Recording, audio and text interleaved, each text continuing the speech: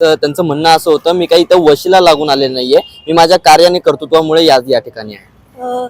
हे तर तिचं त्या चित्राबाई म्हणण्यापेक्षा विचित्राबाईचं तर काही कार्य नाहीये. ती फक्त भुकायला सभागृहामध्ये येते आणि देवेंद्र फडणवीस साहेबांनी तिचा क्लास घेतला पाहिजे.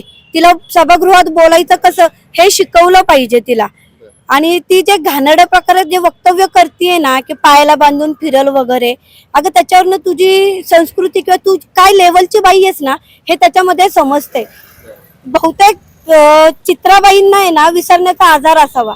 राठोड भाऊ त्यांच्याविषयी काही बोलत नाहीये. निर्वस्त्र किरीट सोमय्या यांच्याविषयी ती काही बोलत नाहीये. ज्या मुद्द्यांवर त्यांना बोलायला पाहिजे त्या मुद्द्यांवर ते बोलतच नाहीये.